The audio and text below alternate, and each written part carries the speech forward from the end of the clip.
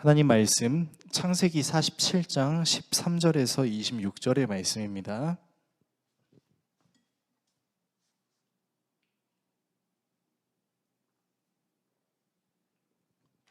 구약성경 75에서 6페이지 정도에 있습니다. 다 찾으신 줄로 알고 한 절씩 교독하시고 마지막 절은 같이 읽겠습니다. 하나님의 말씀을 읽겠습니다. 기근이 더욱 심하여 사방에 먹을 것이 없고 애굽 땅과 가나안 땅이 기근으로 황폐하니 요셉이 곡식을 팔아 애굽 땅과 가나안 땅에 있는 돈을 모두 거두어 들이고 그 돈을 바로의 궁으로 가져가니 애굽 땅과 가나안 땅에 돈이 떨어진지라 애굽 백성이 다 요셉에게 와서 이르되 돈이 떨어졌사오니 우리에게 먹을 거리를 주소서 어찌 주 앞에서 죽으리이까. 요셉이 이르되 너희의 가축을 내라. 돈이 떨어졌은즉 내가 너희의 가축과 바꾸어 주리라. 그들이 그들의 가축을 요셉에게 끌어오는지라 요셉이 그 말과 양떼와 소떼와 나귀를 받고 그들에게 먹을 것을 주되 곧 그 모든 가축과 바꾸어서 그 해 동안에 먹을 것을 그들에게 주니라. 그 해가 다 가고 새 해가 되매 무리가 요셉에게 와서 그에게 말하되 우리가 주께 숨기지 아니하나이다. 우리의 돈이 다하였고 우리의 가축대가 주께로 돌아갔사오니 게 낼 것이 아무것도 남지 아니하고 우리의 몸과 토지뿐이라. 우리가 어찌 우리의 토지와 함께 주의 목전에 죽으리이까. 우리 몸과 우리 토지를 먹을 것을 주고 사소서. 우리가 토지와 함께 바로의 종이 되리니 우리에게 종자를 주시면 우리가 살고 죽지 아니하며 토지도 황폐하게 되지 아니하리이다. 그러므로 요셉이 애굽의 모든 토지를 다 사서 바로에게 바치니 애굽의 모든 사람들이 기근에 시달려 각기 토지를 팔았음이라. 땅이 바로의 소유가 되니라. 요셉이 애굽 땅 이 끝에서 저 끝까지의 백성을 성읍들에 옮겼으나 제사장들의 토지는 사지 아니하였으니 제사장들은 바로에게서 녹을 받음이라. 바로가 주는 녹을 먹음으로 그들이 토지를 팔지 않음이었더라. 요셉이 백성에게 이르되 오늘 내가 바로를 위하여 너희 몸과 너희 토지를 샀노라. 여기 종자가 있으니 너희는 그 땅에 뿌리라. 추수의 5분의 1을 바로에게 상납하고 5분의 4는 너희가 가져서 토지의 종자로도 삼고 너희의 양식으로도 삼고 너희 가족과 어린아이의 양식으로도 삼으라. 그들이 이르되 주께서 우리를 살리셨사오니 우리가 주께 은혜를 입고 바로의 종이 되겠나이다.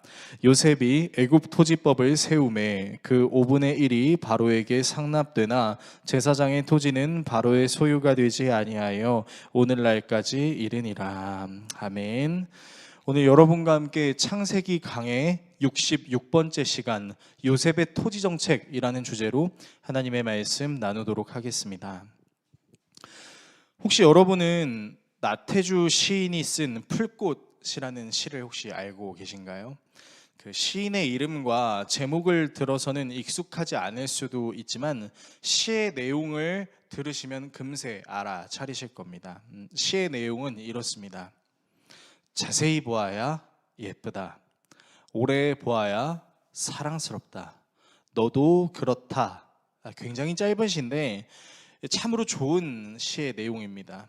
그래서 이 시가 그 광화문 그 시가 게시되는 곳에서 굉장히 인기 있는 시로 올라왔었던 적이 있었는데 많은 사람들이 이 시를 해석하려고 노력을 했었어요.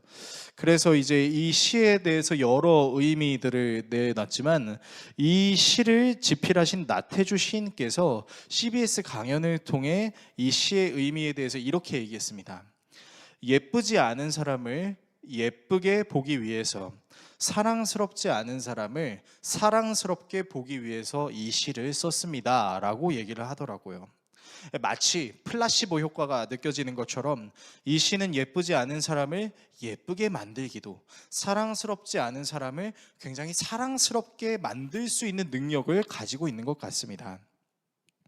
우리가 믿는 하나님의 말씀은 오류가 없는 하나님의 말씀입니다. 전능하신 하나님의 말씀이죠. 그렇다면 분명 하나님의 말씀에는 깊으신 하나님의 계획과 뜻이라는 것이 담겨져 있기 때문에 우리에게 와닿지 않는 말씀도 자세히 살펴보면 우리가 미처 깨닫지 못했던 경이로우신 하나님의 뜻이 있음을 알 수 있다라는 것이죠. 그래서 우리는 하나님의 말씀을 예쁘게 볼 필요도 자세히 볼 필요도 있는 것입니다. 특히 오늘 말씀은 우리가 더욱 그렇게 봐야 하는 말씀입니다. 오늘 함께 읽은 본문의 내용을 겉으로 살펴보면 마치 요셉이 기근에 시달리는 사람들을 모조리 착취하는 것 같은 느낌이 들어요.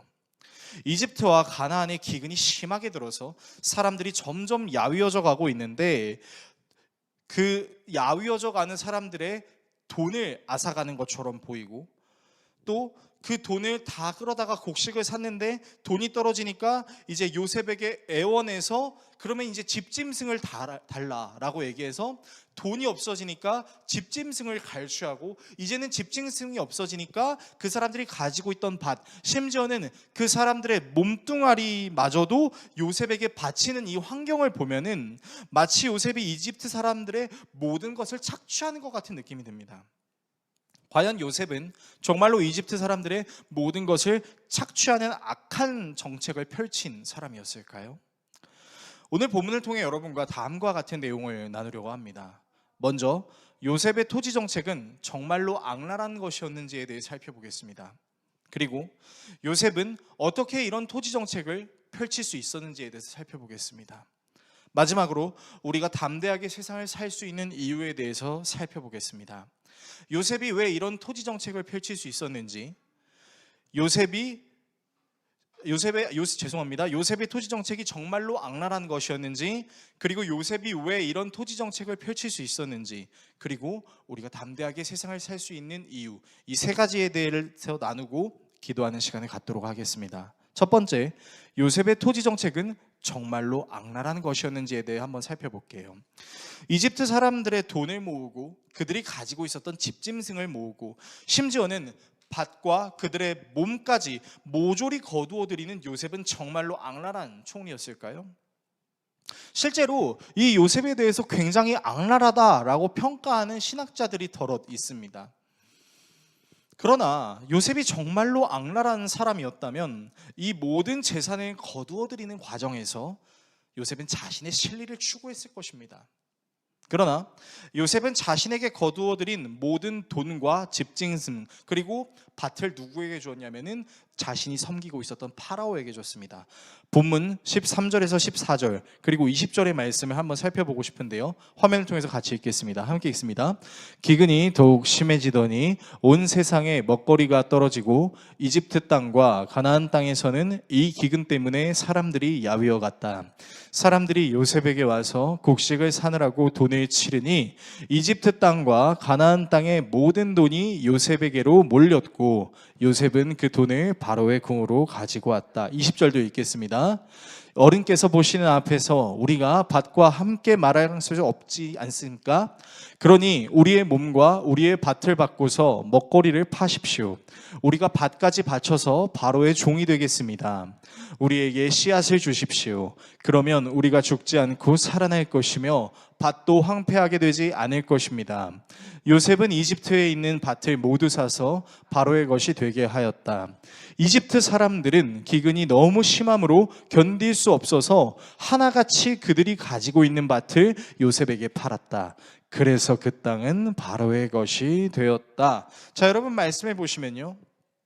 모든 돈 그리고 밭 그리고 정확하게 기록되어 있진 않지만 문맥에 따라 사람들에게 거두어들인 모든 집 짐승들도 요셉이 중간에 자신의 것을 탈취하지 않고 모두 파라오에게 건네줬음을 알 수 있습니다. 게다가 밭의 내용을 우리가 자세히 살펴보면요, 요셉이 이집트 사람들에게 야 그러면 너희들의 몸, 너희들의 밭을 팔아라 라고 말하지 않아요. 누가 말아요? 이집트 사람들이 그들의 입으로 직접 얘기합니다. 총리시여, 우리가 굶어 죽겠으니 우리의 몸을 팔겠습니다. 우리가 가지고 있는 밭을 팔겠습니다. 곡식을 주십시오 라고 자청해요. 물론 집짐승의 경우는 요셉이 요구했지만 당시 이집트 사람들에게 목축업을 하는 사람들은 하층민처럼 여겨졌었기 때문에 도리어 집짐승으로 곡식을 사는 것은 이집트 사람들에게는 굉장히 이득처럼 여겨질 수 있는 일이었죠. 게다가 요셉은 돈도 집짐승도 밭도 모두 잃어버린 사람을 대상으로 한 가지 토지 정책을 펼칩니다. 본문 21절 그리고 23절에서 24절을 화면을 통해서 같이 읽겠습니다. 요셉은 이집트 이 끝에서 저 끝까지를 여러 성읍으로 나누고 이집트 전 지역에 사는 백성을 옮겨서 살게 하였다. 요셉이 백성에게 말하였다. 이제 내가 당신들의 몸과 당신들의 밭을 사서 바로께 바쳤소. 여기에 씨앗이 있소. 당신들은 이것을 밭에 뿌리시오. 곡식을 거둘 때 거둔 것에서 5분의 1을 바로께 바치고 나머지 5분의 4는 당신들이 가지시오. 거기에서 밭에 뿌릴 씨앗을 따로 떼어 놓으면 그 남는 것이 당신들과 당신들의 집안과 당신들 자식들의 먹거리가 될 것이오. 자, 여러분 말씀을 자세히 보시면요, 요셉이 두 가지 정책을 펼치고 있는 것을 여러분이 보실 수 있어요. 자, 요셉은 왜 이집트에 사는 사람들의 인구 이동을 시킨 걸까요?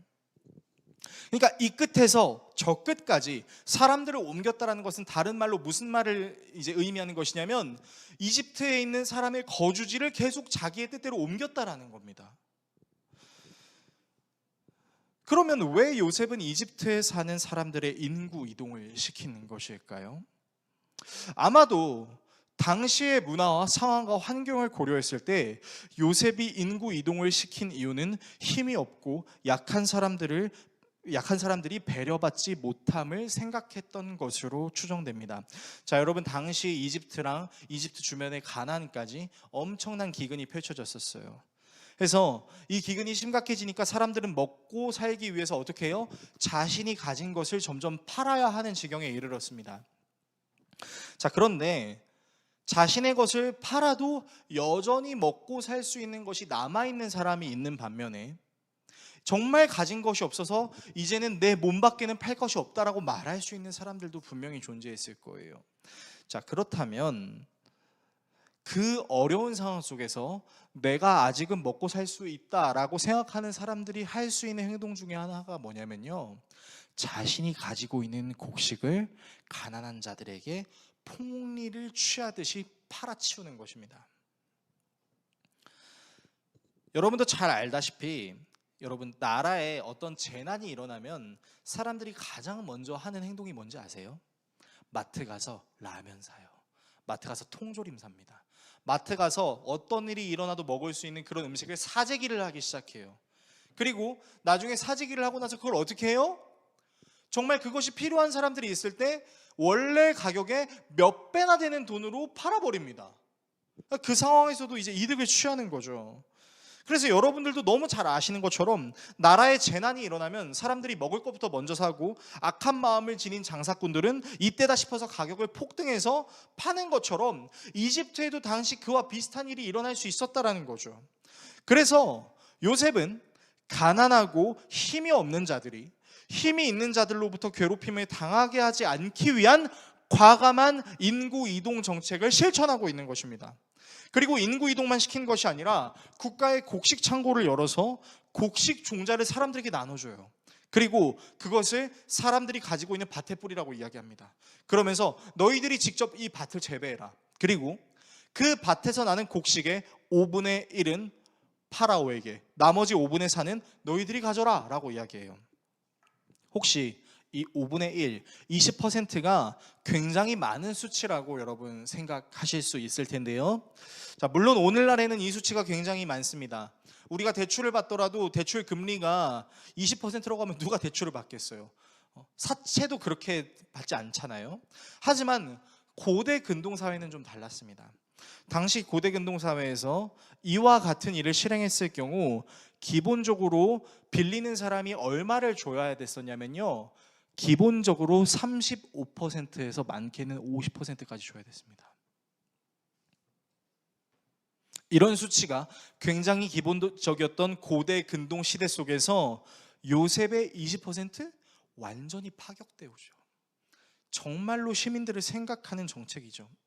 요셉의 이런 토지 정책은 가난한 자들에게는 기회를 주고 악한 자들이 상수를 부리지 못하게 했으며 모두가 열심히 살면 먹고 살 수 있는 기회를 얻을 수 있다는 대국민 풍요 정책이나 다름이 없었던 것입니다. 그래서 이 정책을 펼친 요셉을 이집트 사람들은 이렇게 평가했습니다.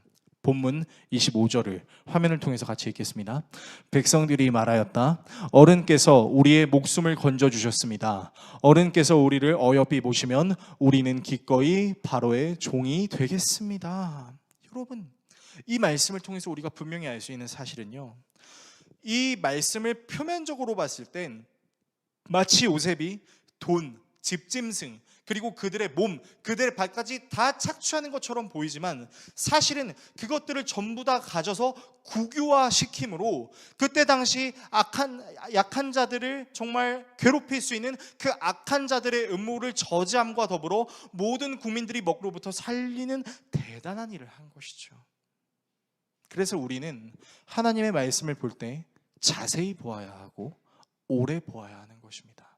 바로 그래야만 이 말씀에 담겨져 있는 하나님의 진짜 의미, 하나님께서 우리에게 진짜 말씀하시고자 하는 내용을 알 수 있기 때문이라는 것이죠. 두 번째입니다. 요셉은 어떻게 이런 토지 정책을 펼칠 수 있었는가입니다. 자, 여러분 한번 생각해 봅시다. 과연 요셉이 어떻게 이런 토지 정책을 펼칠 수 있었을까요? 자, 요셉의 토지 정책에 대해서 좀 심도 있게 살펴보면 요셉이 아무렇게나 이런 정책을 펼칠 수 있는 것이 아니라는 사실을 우리는 알 수 있어요. 자, 요셉이 총리가 된 지 몇 년이 흘렀죠? 얼마 안 흘렀어요. 요셉이 총리가 된 지 10년도 되지 않았습니다. 그런데 요셉은 원래 출신이 어느 출신이었어요? 이방인이었어요. 이방인이었다가 친위대장의 가정총무였다가 감옥에 갇힌 죄수였다가 이제 30살에 총리가 된 것이죠. 아주 어린 나이에 총리가 됐다란 말이에요. 그래서 이 요셉의 정책에 대해서 사람들이 굉장히 불신하고 굉장히 불평불만을 할 수 있었다는 것을 우리가 감안한 상태에서 한번 이 토지 정책에 대해서 좀 살펴보도록 하겠습니다. 자, 먼저 인구 이동 정책을 한번 살펴볼게요. 보통 사람들이 겪는 큰 일들 중에 하나가 뭐냐면 이사예요. 이사를 가기 전에는 자신이 이사 갈 곳에 집을 구해야 되고요. 또 그곳이 전혀 연고가 없는 곳일 경우에 적응하기가 굉장히 힘들 수가 있습니다. 게다가 이미 뿌리를 내리고 굉장히 잘 살고 있는 사람들의 입장에서는 이사하라는 나라의 명이 떨어진다면 과연 기분이 좋을까요? 안 좋을까요? 내가 잘 살고 있는데, 나 아무 문제 없이 잘 살고 있는데 갑자기 나라에서 나라가 어려우니 당신 이사하시오 하면은 뭐 나라의 명은 따라야겠지만 유쾌하게 그 명을 따를 사람이 얼마나 있겠어요? 아마 그 지역에서 수십 년을 살고 있었고 지역에서 나름대로 자기가 해야 될 일들을 잘 하고 있는 사람의 입장에서 요셉의 이 명령은 마치 날벼락이 떨어지는 것처럼 느껴질 수 있습니다. 게다가 국가의 곡식 창고를 열어서 백성들에게 종자로 뿌리라고 나눠주는 것이 여러분 쉬운 일일까요? 여러분 한번 자세히 생각해 보십시오. 그러니까 더도 말고 덜도 말고 여러분들의 곡식 창고를 열어서 사람들에게 나눠준다고 생각해 보십시오. 심지어 미래가 어떻게 될지 정확하게 알 수 없는 상태에서 여러분의 통장을 열어서 사람들에게 돈을 나눠준다고 하면 여러분 상상해 보세요. 여러분 이건 진짜 쉬운 일이 아니에요. 우리는 이제 만약에 그 백성들에게 나눠준 그 곡식 종자가 열매를 잘 맺어야 사실 본전인 거예요. 그렇지 않아요? 만약에 이 곡식 종자를 뿌려서 농사를 했는데 망했어요. 그러면 나라는 엄청난 손해를 본 겁니다. 우리는 지난 약 3년여 시간 동안에 이제 코로나19라는 시간을 통해서 되게 어려움을 많이 느꼈었어요. 근데 이 코로나19 기간에 나라에서 서민들을 그리고 소상공인들을 돕기 위해서 만들었던 정책이 하나 있었습니다. 그게 무엇이었냐면 재난지원금이었어요. 근데 그 재난지원금을 준 의도가 무엇이었냐면 장사가 잘 되지 않는 소상공인들의 가게에 많이 팔아달라고, 그리고 서민들이 그거 가지고 이제 좀 소상공인들에게 팔아주면서 먹고 사는 문제를 좀 해결하라고, 그런 차원에서 나눠준 거였어요. 근데 여러분 솔직하게 얘기해 봅시다. 재난지원금 받았을 때 라면 사 먹을 생각하셨어요? 고기 사 먹을 생각하셨어요? 제가 알고 있는 사람들 중에서 재난지원금 받았을 때 대부분이 뭐라고 얘기하냐면 야 우리 소고기 먹으러 가자, 야 우리 비싼 거 먹으러 가자 라고 얘기해요. 물론 안 그런 사람들도 있어요. 저는 이제 확증 편향적으로 얘기하는 것은 아닙니다. 그렇지만 사실 그 재난지원금을 받았을 때는 그 재난지원금의 의의처럼 써야 되는 거잖아요. 그래서 그 의의대로 제대로 쓴 지역은 그 상권이 활성화가 되고 소비가 잘 이루어졌었습니다. 그런데 모든 지역이 그러진 않았어요. 오히려 재난지원금으로 인해서 국가의 창고가 많이 타격을 입기도 했고, 또 그로 인해서 사람들이 더 많이 세금을 내야 되는 상황에 이르기도 했습니다. 그렇지 않나요? 그러니까 이 정책이, 요셉이 지금 발하고 있는 이 토지 정책은 잘 돼야 본전인 거고요, 안 되면 굉장히 위험한 선택이 될 수 있다는 거예요. 해도 욕먹을 수 있다는 거예요. 게다가 당시 요셉이 국가 곡식 창고를 열었을 때가 언제였어요? 하나님께서 요셉을 통해 예언하셨던 7년의 기근에 아직 7년이 끝나지도 않은 때였어요. 약 5년이 남아있는 상황이었습니다. 자그마치 5년이라는 시간 동안 더 흉년을 견뎌야 되는 때였어요. 요셉이 파라오의 꿈을 해몽할 때도 7년의 풍년 뒤에 7년의 흉년이 찾아올 것이다 라고 해몽했지만 7년의 흉년 뒤에는 다시 세상이 부흥할 거야 라고 말씀하지 않았어요. 성경을 자세히 보시면 7년의 풍년, 7년의 흉년, 이게 끝입니다. 근데 꿈 해몽을 할 때 요셉이 어떻게 얘기했냐면 7년의 흉년이라는 기간을 겪는 동안에는 7년의 풍년이라는 시간이 있었어요? 라고 질문할 정도로 굉장히 힘들고 어려운 시기가 될 거라고 요셉이 예언했었어요. 즉 흉년 3년차를 맞이하기 전에 요셉의 입장에서는, 국가의 재반 사무를 담당하는 총리의 입장에서는 어떻게든 국가에 있는 곡식을 아껴야 하는 상황인 거죠. 그런데 이집트 전국에 있는 사람들에게 곡식을 풀어준다는 거, 여러분 이거 진짜 쉬운 일이 아니에요. 그렇다면 요셉은 어떻게 이런 과감한 선택을 감행할 수 있었을까요? 성경에서는 요셉이 왜 이런 선택을 감행할 수 있었는지에 대한 분명한 이유를 이야기하고 있진 않습니다. 그러나 성경의 문맥을 통해 분명히 알 수 있는 사실은, 요셉은 하나님께서 자신에게 하신 예언의 말씀을 이루시는 분이라는 확신을 요셉은 가지고 있었어요. 어떻게 해요? 요셉이 어린 시절 꿈을 꾸었을 때 10개의 볏짐이 자기에게 절하는 꿈, 해와 달과 별들이 자신에게 쫓아오는 꿈을 꾸었죠. 그리고 정말로 요셉은 그 꿈처럼 형제들이 자신에게 절하는 그 광경을 목격합니다. 그렇다면 우리가 이 성경을 통해서 확실하게 알 수 있는 사실은, 약속을 이루시는 하나님은 요셉의 하나님뿐만이 아니라 야곱의 하나님, 이삭의 하나님, 아브라함의 하나님이라는 사실이죠. 그렇다면 기억해 봅시다. 요셉의 그 핏줄을 거스르고 올라서 하나님께서 처음 선택하셔서 부르셨던 아브라함에게 하신 말씀이 무엇인지를 좀 찾아보려고 해요. 창세기 12장 1절에서 3절의 말씀인데 화면을 통해서 제가 읽어드리도록 하겠습니다. 잘 보십시오. 주님께서 아브라함에게 말씀하셨다. 너는 내가 살고 있는 땅과 내가 난 곳과 너의 아버지의 집을 떠나서 내가 보여주는 땅으로 가거라. 내가 너로 큰 민족이 되게 하고 너에게 복을 주어서 내가 크게 이름을 떨치게 하겠다. 너는 복의 근원이 될 것이다. 너를 축복하는 사람에게는 내가 복을 베풀고 너를 저주하는 사람에게는 내가 저주를 내릴 것이다. 여러분 잘 보세요. 하나님께서 아브라함을 처음 부르셨을 때 하셨던 말이에요. 우리는 이제 큰 민족이 이루어지겠다, 복을 줄 것이다 라고 거기에 좀 초점을 많이 맞추기 쉬운데, 중간쯤에 보시면요, 너는 복의 근원이 된다. 너를 축복하는 사람에게는 내가 복을 베푼다. 이 말을 다른 말로 적용하면 어떤 말이 돼요? 아브라함은 아브라함이 만나는 사람에게 뭐가 돼요? 복이 되는 거예요. 자, 오늘 우리는 요셉의 그 스토리를 보면서 요셉이 이집트에 있는 사람들을 통솔하고 토지 정책을 하는 걸 보면서 그것이 고스란히 누구에게 유익이 되고 있었어요? 이집트의 백성뿐만 아니라 누구에게 유익이 돼요? 파라오에게 유익이 됐잖아요. 파라오에게 모든 돈이, 파라오에게 모든 집짐승이, 파라오에게 모든 밭이 왔어요. 여러분 이것은 무엇을 뜻하는 것인지 아십니까? 요셉 이전에는 파라오가 왕으로 군림하고 있었던 그 시대에는 여전히 다스려지지 못하는 일부의 극소수의, 내지는 정확하게 우리가 수치화할 수는 없지만 파라오의 명령을 따르지 않는 무리들이 있었다는 사실을 우리가 알 수 있습니다. 자, 그런데 이렇게 통일되지 않고 여전히 파라오의 권력이 닿지 않는 곳을 지금 요셉이 어떻게 했어요? 다 국유화했어요. 다 국유화해서 이거를 누구에게 줬어요? 파라오에게 줬다고요. 근데 파라오에게만 복이 됐습니까? 아닙니다. 파라오에게만 복이 된 것이 아니라 파라오의 지배를 받는 사람들에게도 복이 됐죠. 그래서 사람들이 어떻게 얘기해요? 저희들을 어여쁘게 봐주셔서 감사합니다. 저희들을 당신께 바치기를 원합니다. 누가 얘기해요? 이집트 사람들이 이방인 출신 총리인 요셉에게 얘기하고 있다고요. 요셉의 이 정책을 통해 한 나라의 왕이, 그리고 그 나라에 함께 거하는 이집트의 모든 사람들이 지금 무엇을 받고 있어요? 복을 받고 있다고요. 즉 하나님께서 아브라함을 통해 말씀하셨던 너는 복이 될 것이다, 너를 축복하는 자에게 내가 축복한다, 그 말씀이 후손이었던 요셉을 통해서 그대로 이루어지고 있죠.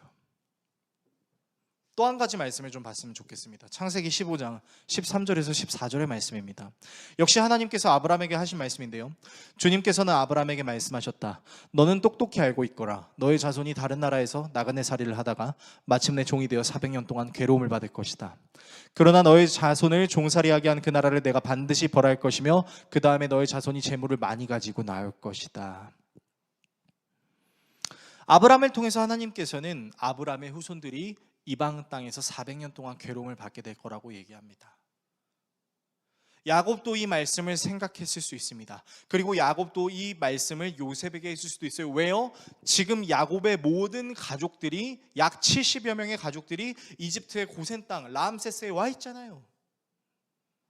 이 기근이 언제 그칠지 모르니까, 그리고 모든 재산을 다 가지고 왔기 때문에 다시 가나안으로 가는 것이 아니라 이 이집트에서 사는 것이죠. 그렇다면 요셉도 어느 정도 생각을 할 수 있죠. 무슨 생각이요? 400년 이후에 우리가 400년이라는 종살이를 당할 것은 분명하지만 하나님께서 분명히 우리를 꺼내 주실 것이기 때문에 지금 이 땅에서 내가 해야 할 일과 내가 이집트를 부강하게 만들고 이집트 안에서 우리 이스라엘도 부강해져야 된다라는 사실을 요셉은 알고 있었다라는 거죠. 그래서 요셉은 이집트에 잘할 수밖에 없었던 거예요. 이집트의 총리로서 하나님의 약속의 말씀을 기억하며 그 약속의 말씀이 잘 이루어질 것을 염두에 두는 마음으로 역시 그도 그런 사역을 할 수 있었다라는 것입니다. 그리고 실제로 이 어려운 상황에도 우리가 다음 주에 다룰 것이지만 고센 땅에 있는 야곱의 가족들은 굉장히 풍족하고 풍요롭게 살고 있어요. 하나님께서 그 어려운 상황과 순간에서도 하나님께서 선택하신 사람들을 지켜준다라는 것이죠. 그렇다면 우리는 한 가지 결론을 내릴 수 있습니다. 어떤 결론이요? 요셉이 담대하게 이방 출신 총리라 할지라도 이집트의 문화를 빠삭하게 알고 있는 것도 아니고 나이도 젊고 굉장히 과감할 수 있는 이 정책을 실천할 수 있었던 이유는 그가 하나님의 약속을 믿는 믿음이 있었기 때문에, 이미 자신이 경험했던 약속의 하나님, 그리고 자신의 증조 할아버지에게, 아버지에게 약속하셨던 그 하나님을 믿을 수 있는 믿음이 요셉에게 있었기 때문에 요셉은 총리로서도 그리고 하나님의 언약의 자손으로서도 최선을 다해 살아갈 수 있었다라는 것입니다. 세 번째, 담대하게 세상을 살 수 있는 이유입니다. 요셉의 스토리를 우리의 삶에 어떻게 적용할 수 있을까요? 요셉은 아직 이루어지지 않은 하나님의 약속을 언젠가 하나님께서 반드시 이루어 주신다는 믿음을 가지고 살았습니다. 그리고 하나님께서 그 약속을 이루시는 과정 속에서 요셉 자신에게 꿈으로 하셨던 또 다른 약속이 이루어지는 것도 경험했습니다. 그리고 그 요셉이 믿는 하나님은 바로 오늘 우리가 믿는 하나님이기도 합니다. 그렇다면 이 요셉에게 역사하신 하나님이 우리의 하나님이라면 하나님은 우리의 삶을 통해서도 하나님의 역사를 이루실 수 있다는 사실을 우리가 기억해야 되는 것이죠. 그래서 우리는 어쩌면 요셉처럼 굉장히 훌륭하고 요셉처럼 굉장히 대단한 삶을 살고 싶은 욕구가 있을지도 모르겠습니다. 그러나 그렇게 살지 못하는 우리의 모습 때문에 정말 하나님께서 우리에게 약속을 이루시는 하나님이 맞나? 라는 생각을 할 수도 있을 것입니다. 그러나 우리가 분명히 알아야 하는 것은 우리가 담대하게 살 수 있는 이유는 우리에게 가지고 있는 능력, 우리에게 가지고 있는 돈, 우리가 가지고 있는 배경이 우리를 담대하게 하는 것이 아니라 우리에게 물질을 주실 수 있고 우리에게 건강을 주실 수 있고 우리에게 보장된 미래를 허락해 주실 수도 있는 능력의 하나님 자체가 우리에게 진정한 보상, 우리에게 진정한 신뢰, 우리에게 진정한 구원의 뿌리라는 믿음이 있다면 여러분, 그때부터 우리의 신앙생활이 조금은 달라질 수 있어요. 어떻게 해요? 한 번도 경험해보지 못했던 일도 담대하게 도전해 볼 수 있고, 또 내가 경험해봤던 일이라 할지라도 방심하지 않고 할 수 있습니다. 왜요?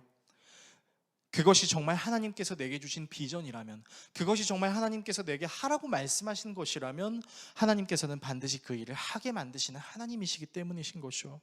그러면 이제 우리에게 궁금해지는 것은 바로 그겁니다. 하나님, 제가 무엇을 해야 될까요? 하나님, 제가 뭘 해야 될까요? 묻고 싶을 거예요.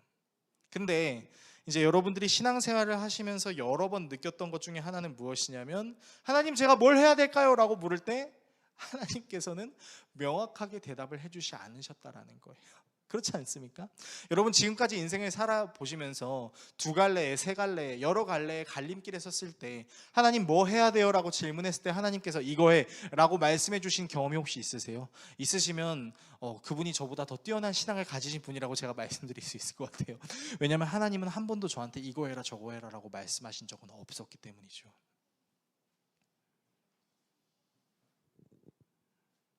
그런 건 있었어요.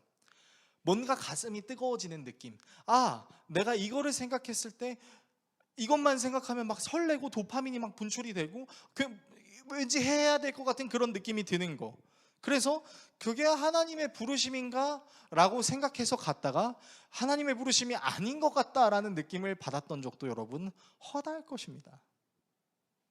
그래서 우리는 신앙생활하면서 엄청난 딜레마에 빠질 때가 있어요. 하나님, 어쩌라고요? 하나님, 뭐 하라고요? 라고 물을 때가 있죠. 근데 여러분 생각해 보세요. 하나님께서 요셉에게 역사하실 때 하나님이 요셉에게 토지정책 하라고 했나요? 아닙니다. 더 놀라운 사실 하나 말씀드릴까요? 여러분, 엘리야가 바알과 아세라 선지자 850명이랑 싸워서 이겨서 그들을 다 칼로 쳐 죽였다는 열왕기서의 말씀을 여러분은 기억하고 계실 거예요. 근데 제가 놀라운 질문을 하나 드리겠습니다. 하나님이 엘리야에게 850명 쳐 죽이라는 명령이 기록되어 있을까요? 놀랍게도 기록되어 있지 않습니다. 엘리야가 기도하고 실천한 거예요. 요셉도 마찬가지죠. 물론 요셉은 기도했을지도 모릅니다. 하나님, 이 어려운 상황을 어떻게 타개해야 할까요?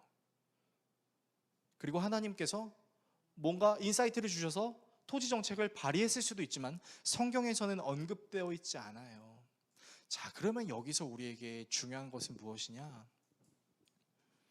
우리는 하나님, 이거 주시면 제가 이거 할게요 라는 차원으로 신앙생활을 해야 되는 것이 아니라, 하나님, 만약 하나님이 이곳으로 저를 부르신 것이라면 제가 순종하는 마음으로 나아가겠습니다 라는 것이 중요하다라는 것이죠.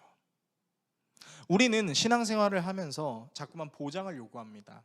물론 보장을 요구할 수 있습니다. 보장 요구해야 되는 게 맞습니다. 하나님, 제가 이렇게 했으니까 좀 먹고 살게 해주셔야 되는 거 아니에요? 하나님, 제가 좀 이렇게 했으니까 하나님 좀 저를 돌봐주셔야 되는 거 아니에요? 야곱도 그랬어요. 아브라함도 그랬어요. 그러지 말라는 게 아니에요. 그런데 하나님께서 그들에게 본격적으로 역사하셨을 때가 언제였냐? 보장된 것이 없는, 바랄 수 없는 상황에 그들이 속했을 때, 그들이 그저 하나님이라는 이름 하나만을 신뢰하는 마음으로 나아갔을 때 하나님께서는 그 일을 행하셨다라는 것이죠. 그렇다면 여러분, 우리가 담대하게 세상을 살 수 있는 이유는요, 하나예요. 하나님이 내가 이걸 하면 먹고 살게 해주니까, 하나님이 내가 이걸 하면 내 건강을 훼손하시지 않으니까, 하나님이 내가 이걸 하면 보장된 미래를 주니까가 아니에요. 내가 이곳에 있어도, 내가 저곳에 있어도, 내가 이 일을 해도, 내가 저 일을 해도 언제 어디서든 하나님은 늘 나와 함께 하시는 하나님이시니까. 아브라함에게, 이삭에게, 야곱에게, 요셉에게 역사하셨던 그 하나님이 내 하나님이니까 어떻게 내 하나님이 될 수 있어요? 내가 예수 그리스도를 믿음으로 하나님의 자녀가 된 그 순간 우리는 아브라함의 자녀나 다를 바가 없다라는 하나님의 말씀이 우리에게 있기 때문이죠. 그래서 우리가 담대하게 세상을 살 수 있는 이유에 대해서 명확하게 말씀드리자면, 하나님께서 내게 보장해 주시니까 내가 담대한 게 아니에요. 내가 때로는 건강을 잃을 수 있고, 내가 때로는 물질이 부족할 수 있고, 내가 때로는 미래를 잘못 추측해서 내가 원하지 않는 결과를 맞이할 수 있는 상황이 있을 수도 있지만, 그럼에도 불구하고 나를 나대게 하시고 나를 살게 하시는 그분이 바로 하나님이니까, 그런 나를 구원하시기 위해 예수 그리스도를 보내주신 유일한 신이 바로 나의 하늘 아버지이시니까 라는 것이죠. 그래서 여러분께 담대하게 권면드립니다. 여러분, 우리가 담대하게 이 세상을 살 수 있는 이유요, 우리가 하나님의 자녀이기 때문입니다. 우리가 담대하게 이 세상을 살 수 있는 이유요, 우리를 위하여 예수 그리스도가 십자가에 죽으시고 부활하셨기 때문입니다. 그 예수 그리스도의 십자가의 죽으심과 부활하심으로 인해 단절된 하나님과의 우리의 관계가 완전히 회복되고, 이제는 우리가 담대하게 하나님 앞으로 나아갈 수 있으며 하나님께서 나와 항상 함께 하신다는 것을 느낄 수 있는 믿음이 있기 때문에, 그렇기 때문에 여러분들께 저는 이렇게 권면드리고 싶습니다. 여러분, 무엇인가를 결정할 때 담대하게 결정하십시오. 그리고 그 결정에 후회를 하시기보다는 그 결정과 그 결정 이후의 모든 상황에 함께 하시는 그 하나님을 신뢰하십시오. 여러분을 지금까지 먹이시고 재우시고 입히시고 살게 하신, 그리고 앞으로도 살게 하시며 하나님 나라를 꿈꾸게 하시는 그 하나님을 바라보십시오. 그것이 바로 여러분이 담대하게 세상을 살 수 있는 이유입니다. 설교를 정리하겠습니다. 하나님께서는 우리 모두가 세상에서 담대하게 살 수 있도록 하나님과 동행함으로 모든 것을 합력하여 선을 이루시는 그 하나님을 신뢰하게 할 수 있도록 우리에게 예수 그리스도를 보내주셨습니다. 그리고 그 예수 그리스도를 믿는 믿음이 우리에게 있을 때 우리는 비로소 보이기 시작해요. 무엇이요? 이 말씀이 약속하신 하나님이 우리에게 보이기 시작한다라는 겁니다. 그래서 우리에게 약속의 말씀을 주신 하나님을 느낄 수 있게 하시는 예수 그리스도께로 나아가십시오. 예수님, 약속의 말씀을 주신 그 하나님을 제가 더 느끼고 싶습니다. 예수 그리스도의 십자가와 부활을 통해 단절된 하나님과 나의 관계가 회복되었음을 믿습니다. 이 예수 그리스도를 통해 나에게 약속하신 하나님을 만나게 해주십시오. 나의 모든 삶의 환경 속에서 무언가 결정해야 되는데 이 결정이 어떤 결과를 낳을지 모르는 불안과 염려 속에서, 그럼에도 불구하고 담대할 수 있는 이유는 모든 인류에게 약속하신 그 말씀을 이루시고 모든 인류에게 약속하신 예수 그리스도를 우리에게 보내주신 그 하나님을 제가 믿사오니, 하나님 저에게 함께하여 주셔서 모든 상황에 담대하게 결정하게 하시고 후회하지 않게 하시고 모든 상황을 합력하여 선을 이루시는 그 주님을 묵상하게 해주십시오. 그런 마음으로 나아가시길 바랍니다. 혹시 뭔가를 결정했는데 그 결정이 여러분들의 뜻대로 되지 않았습니까? 걱정하지 마십시오. 감히 여러분들께 그렇게 격려드리겠습니다. 하나님께서는 그 모든 것도 하나님의 계획 안에 버무리셔서 선한 결과로 인도하십니다. 혹시 하나님의 약속이 잘 믿겨지지 않으십니까? 여러분을 위해서 죽으신 예수 그리스도를 생각하십시오. 그 예수 그리스도를 생각할 때 잘 신뢰되지 않았던 하나님이 신뢰되는 귀한 은혜가 여러분에게 있을 것입니다. 요셉이 과감하게 토지 정책을 실천하였던 것처럼, 하나님의 약속의 말씀을 신뢰함으로 실천하였던 것처럼, 여러분들의 모든 삶 속에 미래를 알 수 없는 여러 가지 결정과 염려와 불안의 상황 속에서 예수를 보내주신 하나님을 신뢰하심으로 하나님과 함께 승리하시는 여러분 모두가 되시기를 예수 그리스도의 이름으로 축원합니다. 기도하겠습니다.